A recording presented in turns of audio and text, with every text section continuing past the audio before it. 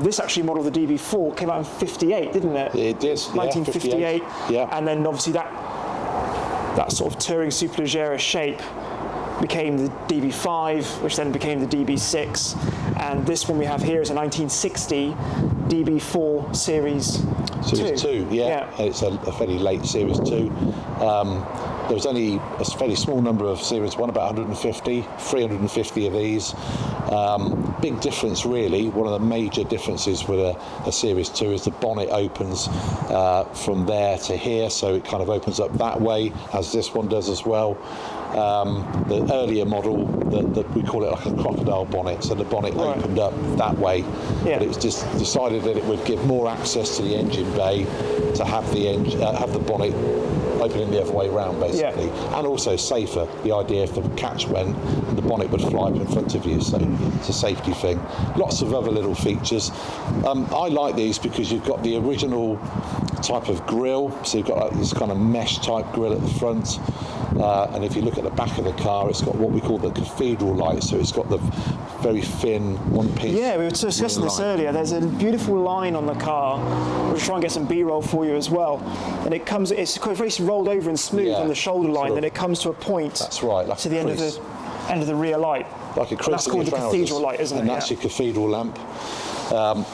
If you look at the DB5 and the later 4s, they've got 3 round lamps stacked on top of each other. But these early cars have got that nice, beautiful lamp, which had carried over from the previous model, the Mark III, which had been built at Newport Pagnell. DB4 was really the first complete car to be sort of engineered and built at Newport Pagnell, really. That's one thing about DB4. You know, it really is the kind of beginning of Aston Martin at Newport Pagnell making complete cars. And actually, there's little bits of this car that carried over right towards the end of production with the V cars. So even the pedal rubbers are the same on a DB4 as they are on a 2000 or 1999 Vantage, which is quite incredible really to think that, you know, it's a rubber pad at the end of the day, but it was carried over from the very early car right the way through to the last of the kind of series of cars to be built in the old traditional way at Newport Pagnell. And then of course Vanquish took over, completely different way of building cars, but actually some of the same people. And there were people that started their career on these, that built these, and also finished off building the Vanquish just before they retired. It's almost a certainty. It's probably a bloodline of a family somewhere whose father and son probably worked on this car, that car, and these 3 exact cars. Yeah, when I look at these cars, I can in my mind see the characters of the people who actually built these cars. I worked alongside them, and people that I worked with would have built this car, this one, and that one there as well, and I think that's one of the lovely, unique things about Aston Martin, really, from a craftsmanship point of view. And even though on these exact cars, 47 years separate them from that car to that car, you can see the design language going through. The S-curves in the grille, the straights on the side, the rear window shape. Yeah. You know, all these little nods to its history. It's They're all little bits of the DNA that make an Aston Martin an Aston Martin, really. Yeah, absolutely. Yeah, well, I think we're going to go on a deep dive in this one. We're going to jump in it in a minute and check out some of the inside and talk about this particular car and its history. Well, here we are in the DB4, and I thought this would be a great opportunity to sort of just get it for a little run on the road and talk about this particular car. So this is finished in the traditional Aston green, I think they called it, wasn't it? Yeah, and it looks like the interior colour matches what it says on the build sheet, which is, I think, fawn. Fawn is the description, which is a kind of a deep sort of beige colour, but it appears to be in its original colour scheme inside. There's, you know, lots of differences between a DB4 and a DB5. Overall, the styling of the interior is similar, but there are lots of detail differences. So we've got roll-up windows instead of electric windows. Oh yeah. The instrument panel is different on a DB4. We've got what appears to be less gauges, but are actually, if you look at the gauge clusters, less Smith styles as well. Yeah, you've got your speedometer, your rev counter, and then you've got a combined oil and fuel gauge on one side, and then you've got the amps, and I think that's the oil temperature over there. Yeah, oil temperature. Sorry, water temperature. Battery gauge, oil pressure gauge here, and a fuel gauge.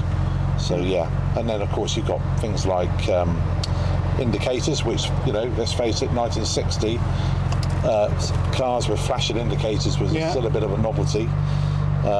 One thing you definitely haven't got are any exterior mirrors. I noticed that I've driven this car before a couple of years ago, and the first thing that strikes you is there's no mirrors, but because the pillars are so small, because cars of this era, it's just a big glass house. Exactly. You can look around you, all behind you, and you can see everything all the way around you, which is nice. You've got a lovely little mirror up the top here, and you do get used to it once you drive them. Lots of people fit mirrors, but they just look better and cleaner without them. Yeah. Streamlined like a bullet. Yeah. There you go.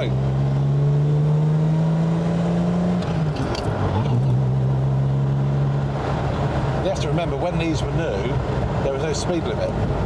That's true. In the UK, you could come out of Newport Pagnell, straight onto the M1, put your foot down and do 140 miles an hour to London, because that was all totally legal.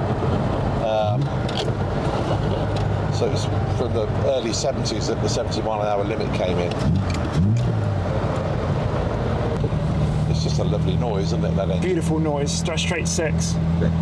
Just purrs. And this one is such a great example, this one, because it's on the button, it just turns on and goes. Yeah. It's not hard work as sometimes you imagine a 1960s car is. And it just idles and runs so smoothly. You just want to keep on driving this car, don't you, really? When you Absolutely. You don't want the journey to end. But we do, because we're out of fuel, so we're going to pop in here and get some fuel. We'll rejoin the video in a little while. And so this particular car, we were just saying before we got some fuel, this is a car you could buy and really use. It's mechanically absolutely sound. It starts on the button. It's very easy to drive. So he says put it into second gear. And you could easily just take it down to Goodwood Revival or perfect car Members Meeting or Silverstone Classic. What a fantastic thing to do.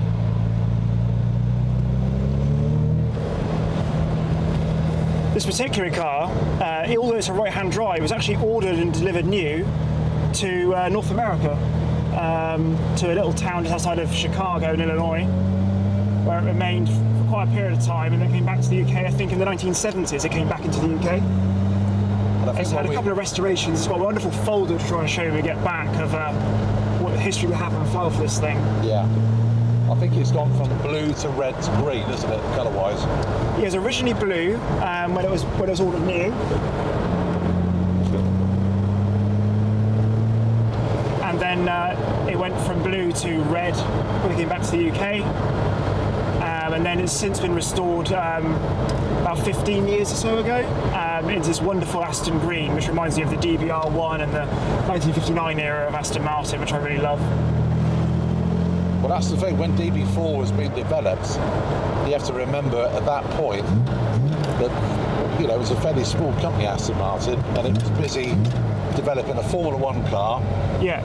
It was still trying to win at Le Mans, so it was, you know, in the thick of developing the sports racing car, the DB4, and also DB4 was being developed, all at the same time, pretty much by the same bunch of people.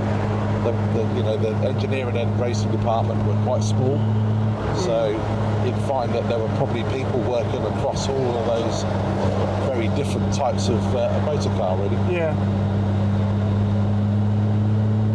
So really, a DB4 represents that amazing bit of history of Aston Martin, when everything was going really, really well in the 60s. We've just won Le Mans when this car was built. A great period of time for the company. Yeah, exactly. A golden time. Thank you so much for joining us in this special little video, and big thanks to Steve Waddingham at Aston Martin. Thanks, chap. Thanks, George. Pleasure to have you here. Really good fun. And just a reminder, the 3 cars we've showcased today are all for sale at Aston Martin Bristol, so get in touch, and I'd love to geek out further with you. Thanks very much.